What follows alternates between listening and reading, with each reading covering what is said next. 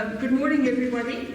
I'd like to welcome back to summer school Emeritus Professor Eric Harley, who is a biochemist and chemical pathologist with a long-standing interest in the conservation of African plant and animal species, and especially in the two African rhinoceros species, where he has published on red blood cell metabolism and molecular population genetic aspects. Well done. And how these relate to the conservation of key species. I've heard Eric talk a number of times at summer school and the Friends of the Museum on extremely interesting subjects such as the quagga and vertical gardening. But this is one of his specialities. So welcome to some.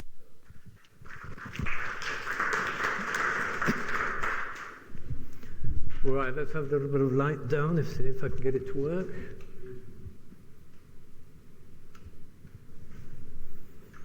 One of these, that's it. That better? Yes. Can you see all right? There's supposed to be a microphone, but in fact, can you hear me all right? We don't need a microphone then. I'll try and project. If you can't hear me, just shout and I'll talk a little louder. Or if I talk too fast, also wave at me and I'll talk a little slower. As I have a habit sometimes of talking a bit too fast when I get over enthusiastic.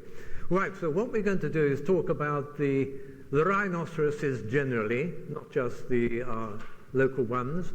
And so away we go. Generally speaking, I want to use the rhinoceros as an exemplar, if you like, of the problems threatening species worldwide, which is, you've heard about the sixth extinction, which means that species now are going extinct at about up to perhaps 1,000-fold faster than the baseline level. So we really are in the midst of a catastrophe that's just as bad as global warming, possibly even worse. So just to give you an idea of this decline, there's a thing called the Red List, which categorizes the conservation status of species. There's least concern, near threatened, vulnerable, endangered, critically endangered, extinct in the wild, and extinct. And the problem is that species worldwide are sort of progressing down this scale. So what was only of least concern a few years ago is rapidly entering the level of vulnerable or even endangered and all the rest of it.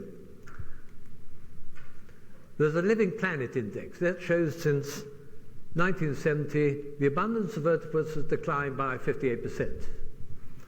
And you can look these things up if you want more details on them. There are 5 living species of rhinoceros. There they are, the white rhino, the black rhino in Africa, and the greater one-horned or Indian rhinoceros in India, the Javan and the Sumatran. Let's look at each of them in turn. There's our own black rhinoceros, and this sort of area there shows the historic range of the animal, and the little round bit shows where they're still extant. It's critically endangered, which means the populations drop to levels where one's really getting worried about their ultimate survival. But at the moment, they're not doing too bad. They're recovering from a nadir some years ago. There's a white rhinoceros, not quite so badly off, although it's interesting that the white rhinoceros went down to about 30 to 40 animals way back in about 1920. And they have had, in fact, a remarkable recovery, as people realize, as they do, when numbers get that low, that they better do something about it. Nevertheless, although the numbers are still increasing, they're up against the whole problem of decline from poaching.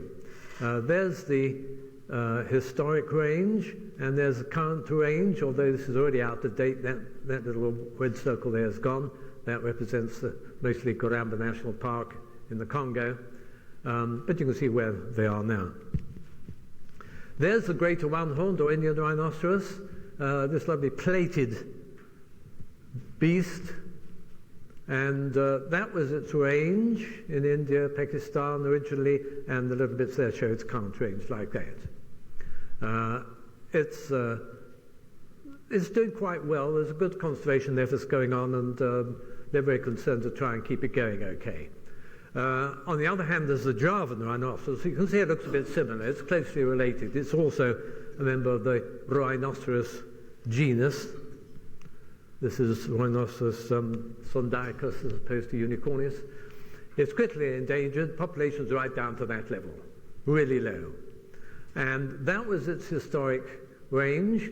Its current range, they've had to actually amplify it up, because the only place it still survives is a tiny little island right down there. So it is in a real problematic status. And then there's a Sumatran, funny little animal. It's almost more like a pig in terms of size. It's hairy, and it's also critically endangered, with a population about the same as the Javan. It is spread around in a few localities like that, the dark green, compared with what it once was, but it also is really endangered. They picked up one or two unexpectedly using special cameras and things, motion-activated cameras, and it hides away quite well, but it's also has a real problem. The only point of this slide is just to show the relationships of, it's a phylogenetic tree, time going that way. I'm sure you're all used to seeing that sort of thing. And the rhinos are up there. It's to show that they're related to the tapirs here and to the horses, the equidae, down there, in that sort of fashion. And all those animals constitute the order Perissodactyla, as opposed to the even-toed ungulates, which are the deers and the antelope, the bovids, etc. That's one of the ancestors of rhinos. A bit of paleontology is fun, isn't it? I mean, look at the size of that animal. It's one of the largest mammals ever to walk the earth. I rather like the comparison with a typical human over there. But it was a huge, great beast. Didn't have a horn at that stage. But the paleontology of the rhinoceros family is fascinating if you ever want to go into it. Its name changes. I think at the moment it's called a Paraceratherium. Lovely, great thing. Asian. And that's one of the ancestors. That is also an extinct now rhino, but it's rather different because this only became extinct about 10,000 years ago.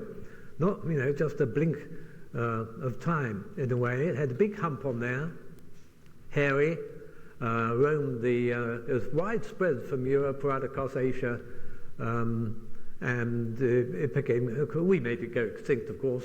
Early man was just as bad as us in killing off things, and it's tragic. But you still find frozen corpses of these in the tundra and things with the flesh and hair remarkably well preserved. So they know an awful lot about this animal. There's a nice cave art depiction, I think from the Chauvet cave, and you can see there well depicted this big hump on it. It had a huge horn too. Fascinating animal. There's another one. Okay, now rhinos, as we all know, have either one or two horns, not made of bone, but made of keratin, like nails or claws. They've got a bit of calcium in the middle and a bit of melanin, which helps prevent the sun from damaging it. And as it wears down, that sort of calcium in the middle helps give it nice sharp points at the end. So there it is depicted in Rhinoceros unicornis, one horn. It's fun to see what was the unicorn. Unicornis. What was a unicorn? They appear in early ancient works and were well described by this chap in about 400 BC. And they're very popular in heraldry. I mean, there's the British heraldry thing, Royal Heritage thing with the unicorn there. There's a nice little image of a unicorn. Look at that horn. It's long and it's spirally shaped. Apparently, it could only be tamed by a virgin, and virgins could capture unicorns. Nobody else could. I don't know quite why, but here are three nice virgins depicted with their pet unicorns. And again, look at the horn. It's a sort of spiral horn like this, long and spiral. Where did they get that idea from? they don't only got the idea, they got the horns. Here are some horns, they're called malicorns, and you see the spiral shape of them, so real unicorn horns, eh? And they were perceived to be magical and had all sorts of nice properties, and kings and queens used to love to own some of these. Very important for if you're a monarch to have a unicorn horn somewhere. So what were they? Where did they come from? Well, that's where they came from. What are those? Narwhals, yes. You can see it's what I suppose happens is narwhals died and the horns landed up on the shore, and people collected them there and thought they were unicorn horns, and sold them obviously, or took them, made a lot of money selling them to kings and queens and people who wanted them. But it's just a rather fun little story. It's interesting that Marco Polo was most upset when he saw unicorns on his travels, and he found them, as he said, great ugly beasts scarcely smaller than elephants. So what he was obviously saying was a rhinoceros in his travels through Nepal, India, and those sort of places. And you can imagine it just a point instead of this lovely, graceful horse with a horn on it, and he found that was really what it was. Shame. Anyway, the genuine article, the horn, was not only valued then, it's valued today, the real one. And it's used as dagger handles in Yemen, and as medicines or gifts. There's a pile of confiscated horns there, I think, captured by the customs, I think, in Indonesia. Can you hear me all right? Okay at the back? And this was just a few weeks ago, intercepted at our Tambo. A whole lot of horns nicely wrapped in bubble wrap. I mean, look at the number you've got there. It's worth about 23 million rand. And what were they used for? I've mentioned dagger handles. They're called jambia in Yemen. And more requests for them there, because the Yemenis are now working in Saudi Arabia. They're getting more money, and they can afford these. And it's very prestigious. Every young man's supposed to have one of these jambias. So there's bigger demand in Yemen. In China, they powdered it, made it into a powder, ground it up, and for thousands of years it's been used to treat a whole range of medical disorders. Of course, it doesn't do anything. It's only hair, it can't do anything. But once the word gets around, they can cure this, that, and the other. You try getting that myth out of people's consciousness. So plenty of people still believe that. It's a cancer and hangover cure in Vietnam, and there's increasing interest in Vietnam for these sort of things, particularly as people develop. You might think as they develop, they get a bit more sense in them, and there'll be less. But it's rather the opposite. The more intelligent they get and the more educated they get, the more they seem to want them. And unfortunately, in some parts of the world, there's much less conservation consciousness. I mean, look at the whaling in Japan. They've just started whaling again. They don't mind killing off these animals. They're only animals, aren't they? That seems to be the attitude. And it's very difficult to get over that attitude that it doesn't matter, they're only animals. Perhaps most important is the prestige value of rhino horn, or stuff or powder made from it. It's often used as a gift. If you give someone something containing rhino horn, you give it to a friend or someone you want to impress, and because it's so expensive, it's like giving someone a crate of champagne, the best Krug or something. They'll think the world of you if you do that. And it's the same with rhino horn. So a lot of it is actually used to give prestigious gifts to people you want to impress. And those, of course, led to the current poaching epidemic. I won't overdo the nasty pictures. There's some nice documentaries coming out at the moment about it. Stroop, Google Stroop, and you'll see a nice documentary about it, produced by Bonnie de Bot. Here is Bonnie de Bot. She's trying hard to persuade this Oriental lady that this rhino horn is not going to actually do anything to help her, whatever disease or illness she's suffering from. But she's got a problem, because I'm sure she won't believe her. The ingrained beliefs are very, very difficult to eradicate, and that really is the real problem. So how do you deal with this poaching problem? Well, you can intensify security, of course. You can translocate, perhaps, to safer areas, if there are safer areas. You can dehorn. You can mark horns with dyes. Some people have thought perhaps we should put poison into them or something, but that was thought to be a bit unethical. These two, you can make horn sales legal, or you can do the opposite, make it illegal. It'll burn all the hocks and horns and elephant tusks as well. And there's a bit of a controversy, in fact a major controversy going on between these two beliefs as to which actually works better, whether to legalize it or keep it illegal. And I won't get into the arguments because I don't actually know enough about it, but there's a huge argument going on as to which is the right approach to use. That's burning some elephant tusks.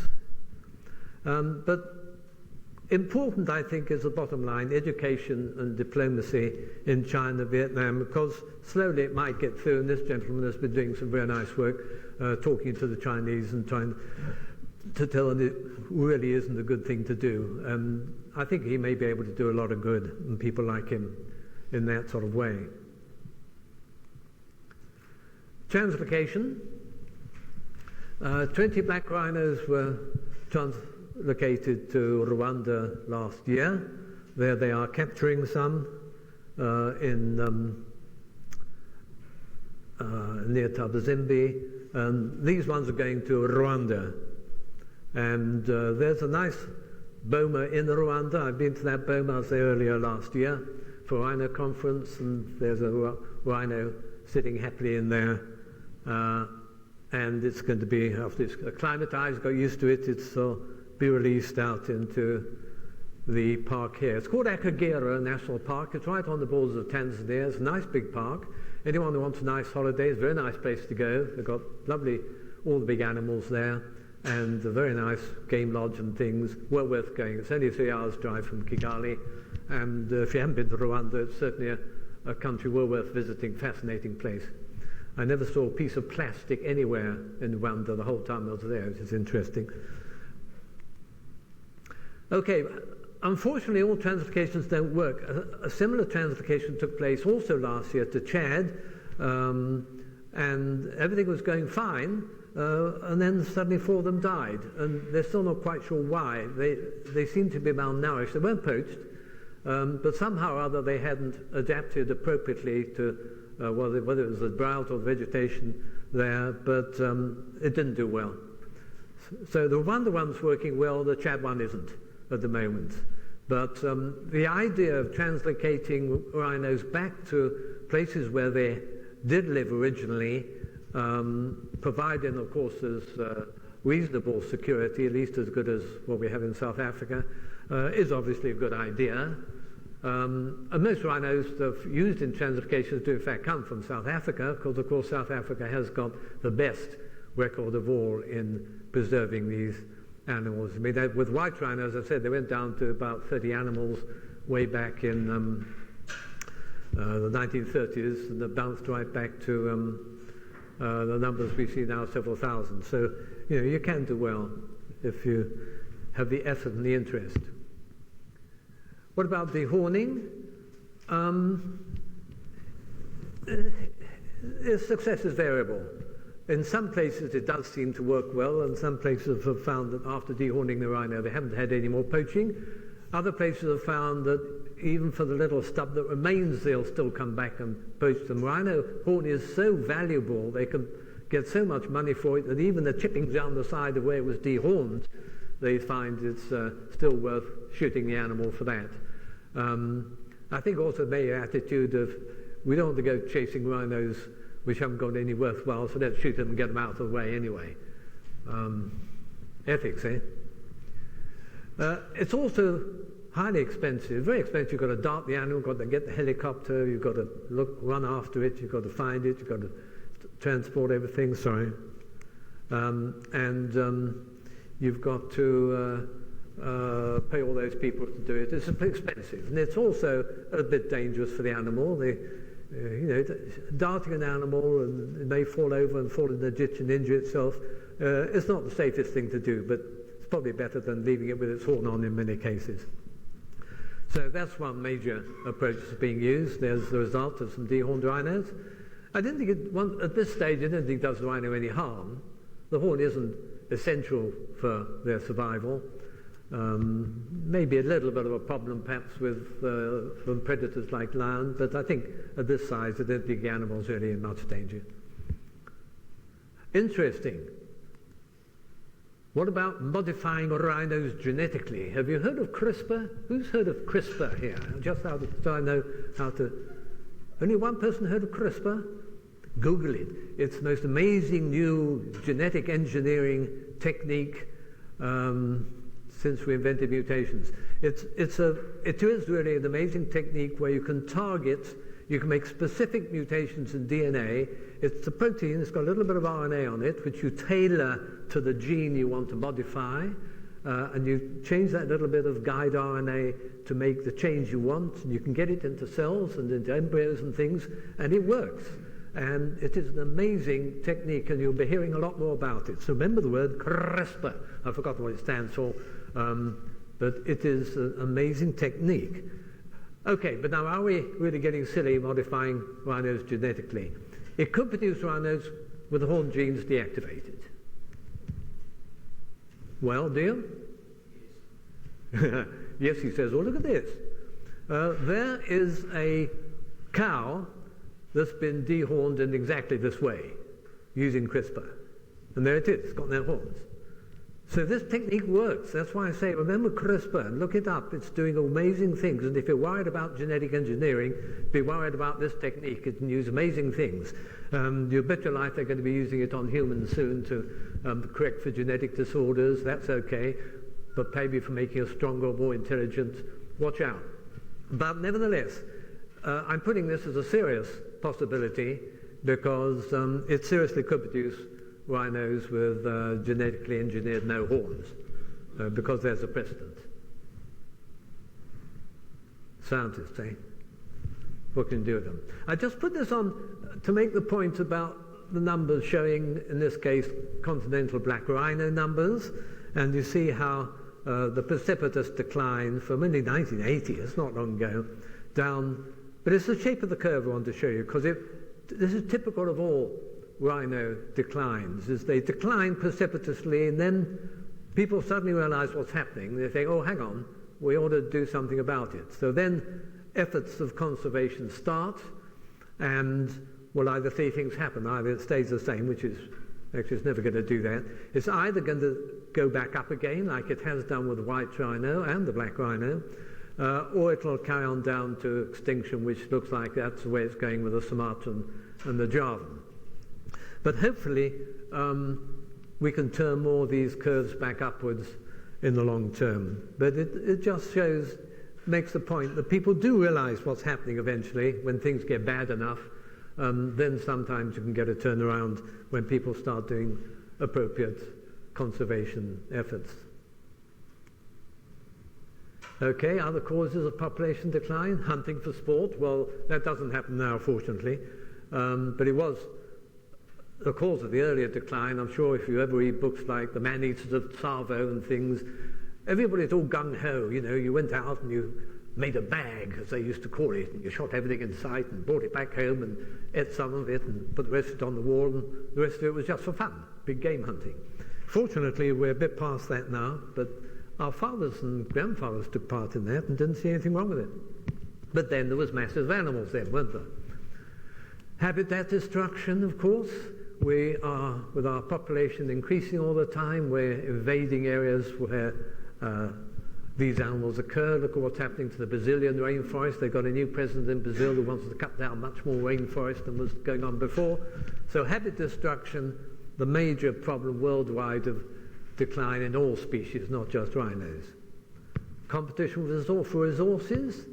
Perhaps that's what happened here. You may wonder what's happening there. That was a little sculpture. It's an elephant sitting on a rhino. It was a little sculpture done by a technician of mine, Ingrid Baumgarten, who was a good sculptor. And it depicts a little episode in Addo where a rhino, black rhino, got into an argument with an elephant near Wathole, so the elephant sat on it. Have you ever seen a rhino next to an elephant? That makes you realize just how large elephants are. And so, yeah, that was the sad demise for, I suppose, competition. It comes under the category of competition for resources. It did provide something for science, because I got hold of its heart eventually. In those days, I was using early genetic techniques where you grind up the heart and do all sorts of things with it, and you get the DNA out of it, and then you do your clever genetics on it. But it's sitting in my garden at the moment, and it always reminds me of that interesting episode. Disease always caused population decline. I'll touch on that a bit more in a moment. And also, I think we can say the failure of many ex situ, that means conservation outside the area, like at zoos. Failure of many efforts for various reasons, which we'll touch on. One of these ex situ problems is they had lots of white rhinos, particularly northern white rhinos in the States. Lots of them in places like San Diego Zoo and elsewhere, but they never produced offspring, or very few.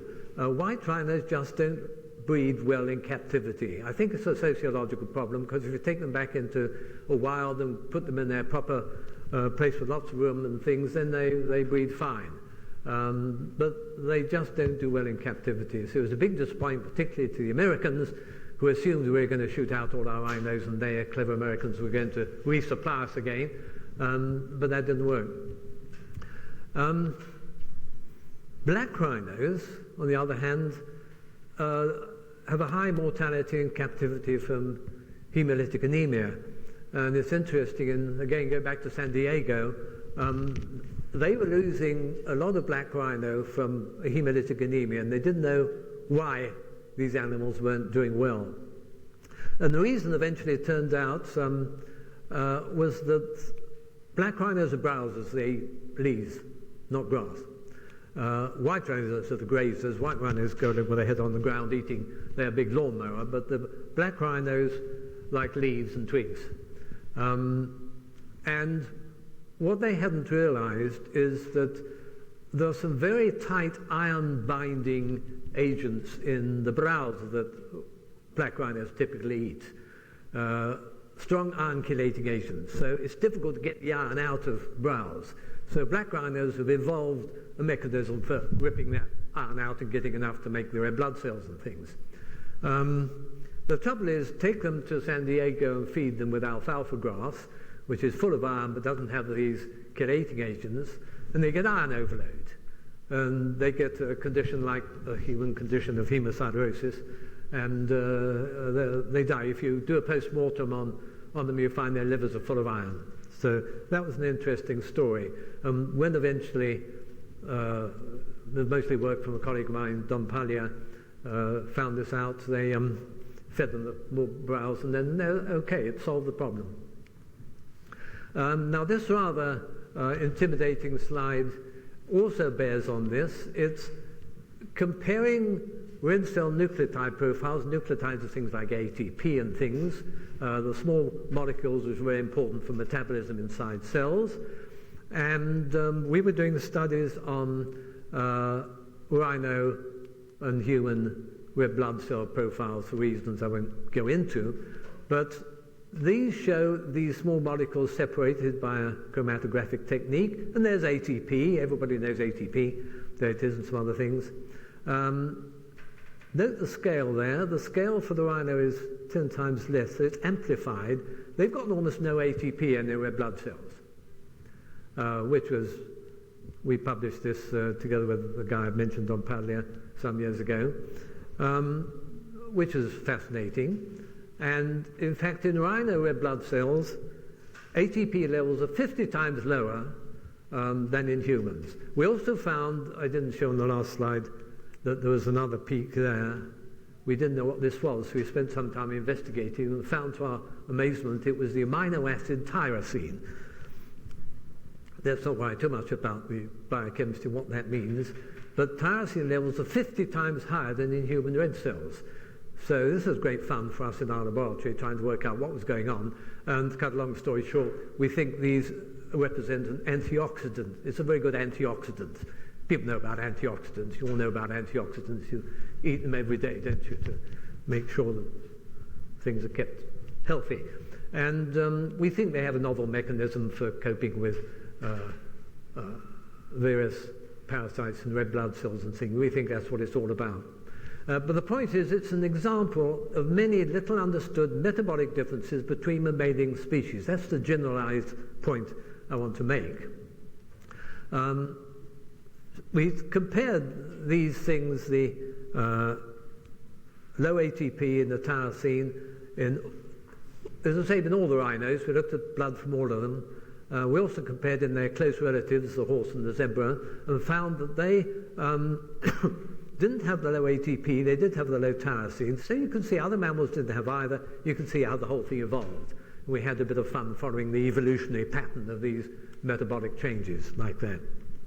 But the point is, there's the obvious tragedy of losing fascinating and charismatic species if rhino goes extinct. But the point of the last two slides was that it makes the point that there's also the loss of biological adaptations of potential scientific and or medical significance, which I think is a point worth making. For example, arising out of that red blood cell work I did for fun, really, it was just on rhinos and things.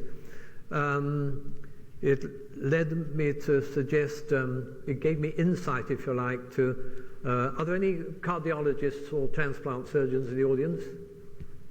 Shame, because I published a paper last year, a couple of years ago, because it gave me insight into a mechanism for a condition called remote ischemic preconditioning, which is a thing surgeons and people can do to prevent your heart attack getting worse. So it gave an application rising out of blue sky research, if you like, on rhino red cells that might have relevance to human beings. Now, whether you think it's necessary to have something relevant to human beings or not is another question altogether, but many people think you should. So, that's it for today, and next time we'll discuss particularly the loss of the Northern White Rhinoceros, whether it is or was a separate species, and why that question is important for conservation. So at this stage, I'll put the lights up and we can, if anyone has any questions, please ask. Questions, comments, queries?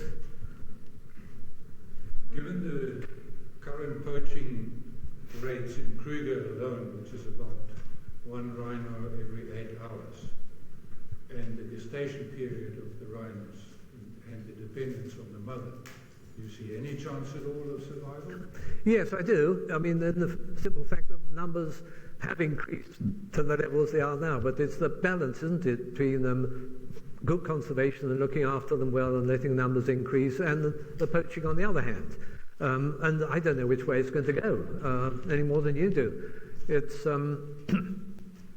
it's a problem, but as you can see, the approaches like dehorning and trying to persuade the Chinese and the Vietnamese not to do it, that's the battle.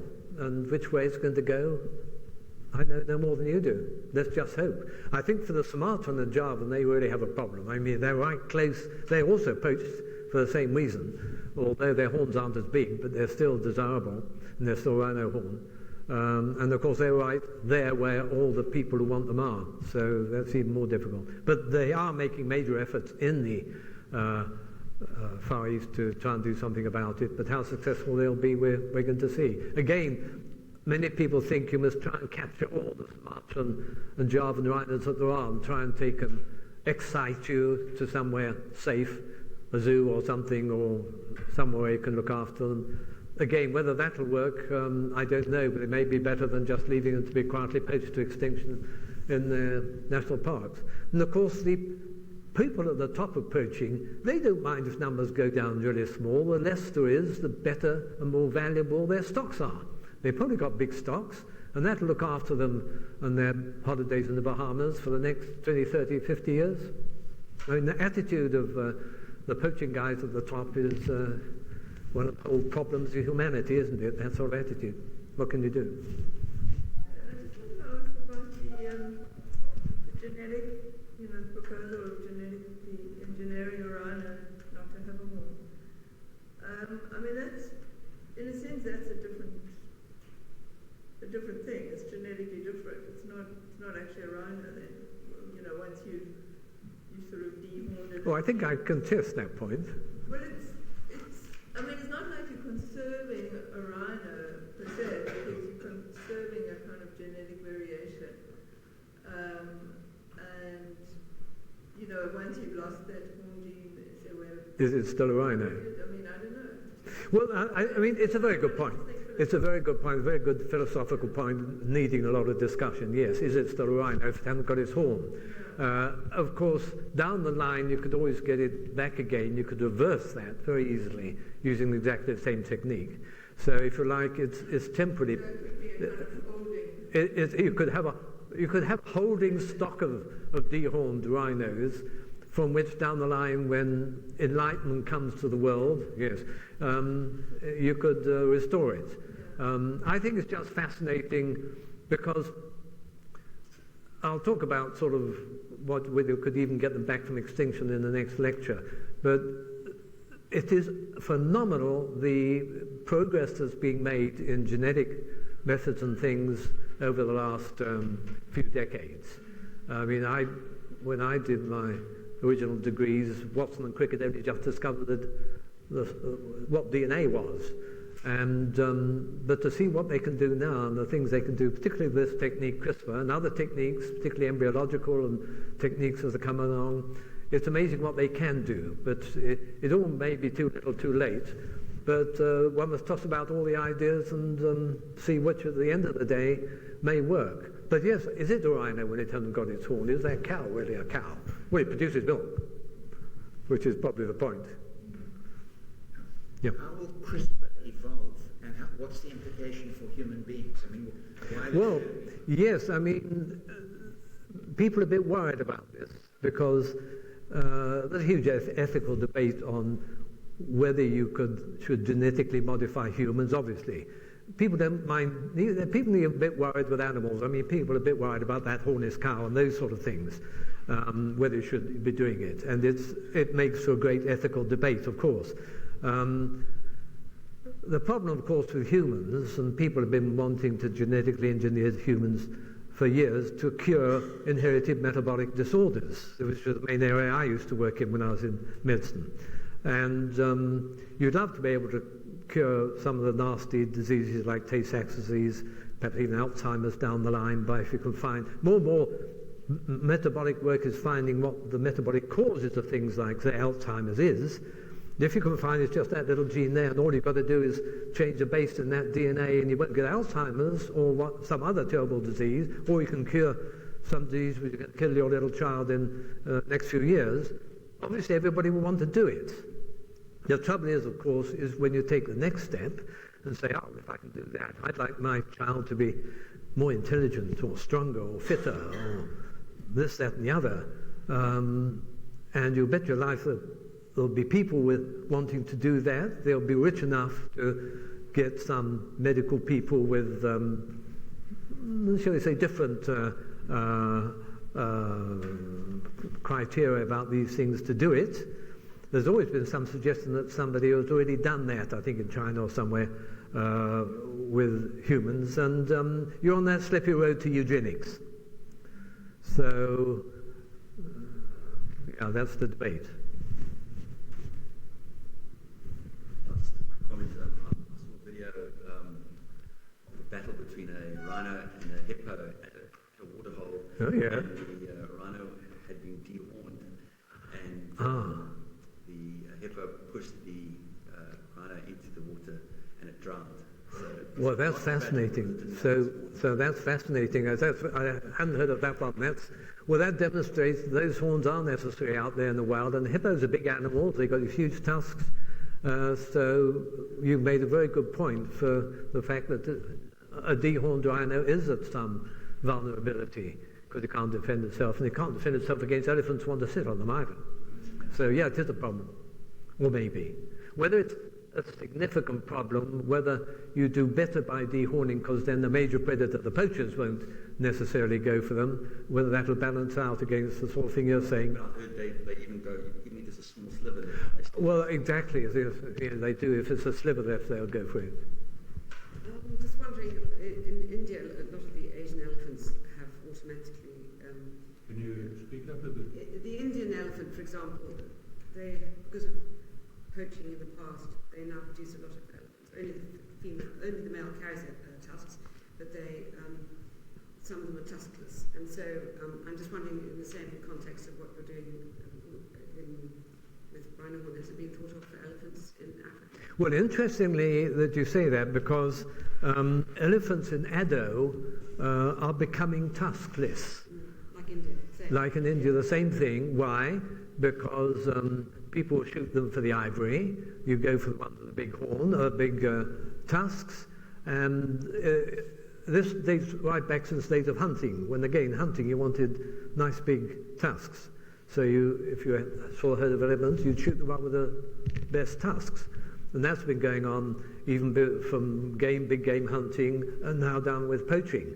So it's interesting to see the natural evolution, as opposed to modifying it with CRISPR, natural evolution against the evolutionary pressure of hunting big tusks at disadvantage from the human predator. Sorry, may I interrupt? Because I did read about that, about the ones in Africa. And it's tuskless elephants happen in the wild. And it's just that because poaching reversed the statistics, the females also just started to breed more without the females without tusks. So they just produce more elephants without. So I don't think it's an evolution per se. It's more the one with the genes for the tusks just obviously didn't breed, whereas the ones with the genes without the gene for the tusks. Why isn't that evolution? Well, it's not natural. Okay, we could debate the issue with that, but there's a terminological point, isn't it? But the point is, a selective pressure is producing naturally a herd of elephants which are modified in a way which, and perhaps tuskless elephants, again, rather like dehorned rhinos or hornless rhinos, could become and not as far as I don't know, possibly. I bet you some people think about it. But you could do it the other way. You could big tusks. Yes, you could. Yeah, yes, exactly. I'm in Kenya, and there's a park called Amboseli, which is famous for rhinos that used to have incredibly big tusks. Yeah. Yes, I think now one would want beautiful big tusked elephants because they're more of an attraction to the tourists of things, of course. I mean, one of the conservation problems generally is the demand to see funny things like golden antelopes and black springboks and all those sort of things. And this is a bit non-PC in conservation circles for people in game parks to have big herds of funny-looking antelope and things. It's also rather bad generally because you have to inline breed them for quite a bit, so you're going to get a bit sort of a genetically depauperate animals if you have herds of black springbok and things. But people apparently like to see them. So if you've can advertise your game park's got golden springbok or something in it, or white lions, it's an attraction. So you can see why game park people like those sort of things, but conservationists don't, because it's not generally good for the species.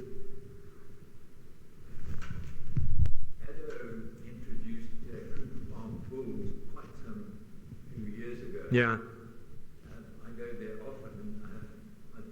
Scientifically, I don't know. It just appears that tusks are on the way back. We did quite a bit of genetic work on those elephants way back then, mainly because we were concerned that the Addo elephant was getting inbred because of low numbers and things, and they are genetically a bit down relative to Kruger, and interestingly, Kruger a bit down relative to the ones from the north as well, which we found a bit surprising. That also introduces the whole debate of how you should move animals and whether you should let subspecies mixed, and you get into all sorts of interesting conservation arguments here. And I can see we have a few people in the audience who know a bit about conservation, and there's interesting debates on who you should mix and mash. Should you introduce sable antelope from here and mix them with South African ones, and or cheetahs, and all sorts of fascinating arguments and questions arise about moving animals and mixing and matching them. I just wanted to go back to the smart rhino and the fact that it's working with those species, but is there a way to help before these animals go extinct rather than trying to bring them back, like the Northern White Rhino, which is we'll talk about that tomorrow. Okay, but I'm just wondering whether they're doing more for the smart rhino by keeping the eggs and the sperms and if that is a possibility to wait until later. It's obviously be a very good idea to do that. I don't know whether they're doing that. I should imagine they are, but it's a good question. If you can store embryos or sperm and ova and wait for better times, it's obviously a good thing. It's a last resort, but a very good thing to do. So I hope they are, even if it's only animals in zoos. People get, I think, too worried about the whole genetic diversity question. Yes, you want to maintain the maximum genetic diversity of gene variants and things in the population. But I've heard people say, oh, once you go below a certain number, forget it, they're going to go extinct. Nonsense, they don't. If you had left with just 2 animals, you can still breed a perfectly viable herd from that. Yes, they might be a bit more susceptible to diseases and things because they haven't got enough genetic diversity. But 2 animals is 10,000 times better than none, isn't it? So I don't get too worried about the loss of genetic diversity debate. Obviously, I want to minimize it, but I don't think it's critical. Given the huge amount of money that is being paid for a kilo of rhino on the black market, what is your opinion of people like John Hume, who farms rhino commercially, has got more rhinos on his farm in Clarksville than are left in the whole of Kenya, and has now sold 1.5 tons of his rhino horn legally at what I hear about a quarter of the price that the syndicates get, and would flooding the market with that kind of product. Well, that of course is the argument of the people who want to legalize it. And at the CITES meetings, South Africa, Namibia, Botswana, I think, have come under a lot of stick for their argument that this is the right way to go. The rest of the world tends to say, no, it's much better to make it illegal, and then you can... And I do not know what the answer to that argument is. I don't know whether anyone else has any good ideas on that, but it is a big debate at the moment of whether legalizing it is better than making it all illegal. No, but it's a non-lethal method, is it not? How do you mean it's non... Oh, yes, it is. Yeah, it is. It's not... Yes, you're not doing the animals any harm, and you're breeding them up for exactly that. Some people, the other arguments against that would say, well, you're simply going to increase the demand down the line for it. So that's also going to make pretty cheap. Sorry? And it's not a genuine product. I mean, what's the Exactly. It's like crocodile farming, ostrich farming. Yeah, you're going to address that. I mean, I don't know exactly with regard to rhino, but I recently read a book about Amino poaching, and there is a legal trade in Amino. It's dwarfed, I think, 10 to 1 by the illegal trade. And unfortunately, similarly with cigarettes, the illegal trade in cigarettes dwarfs the legal trade. So, as long as you've got a demand for a product and people can make money sort of on the side, exploiting the kind of revolving system, I don't see that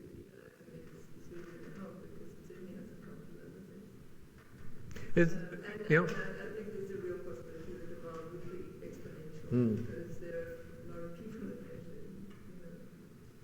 that it's a good debate, isn't it? Because there's the two sides. They think, like the gentleman you mentioned, is doing well because he's got big herds and they're doing well and he's making a lot of money from it, which often is a lot of that goes back into conservation too, which all sounds wonderful. But the other side says, well, no, this is just increasing the demand, it's making things worse. I don't know what the answer is. Yeah. Oh, yeah, they grow quite quickly, so you have to dehorn about once every 2 years to keep it down again. And that's the trouble, it grows so quickly that it's soon worth a poacher's while to nab the animal for what's already regrown. Any more questions? Otherwise, 5 Yeah, one. I think this is a very basic question, but I don't know what ATP and OGC stand for in your ATP? Yes. Never mind, it's an important biochemical. It's what makes you run fast, to put it very crudely. ATP, very important chemical. Why can rhinos survive with practically none in it? That was a question which drove us to do fun research in our lab way back then. Yes? What is the decision-making, I mean, ultimately, how are decisions and policies made for SADC with regard to, I mean, who will measure whether we use this for... Well, unfortunately, you're asking the wrong person. I'm a lab biochemist. I don't understand them political things at all. So, quite frankly, I can't answer your question. I don't know. Yes? First question. With this CRISP technology, is there any chance of putting the rhino gene, horn gene, into some other animal? Yes. You know, you can't in this day and age say it's impossible. There's a lot of things that 10 years ago I'd have said were impossible and now have happened. Yes, you probably could. It'd be quite difficult, though. You'd have to change a lot of genes to do it. You couldn't do it with just one. But theoretically, given the time and money and someone who's crazy enough to try and do it, you could. It's amazing what you might be able to do. One dreads to think, in fact. Perhaps on that note, we should call it a day, and we'll see you all hopefully tomorrow.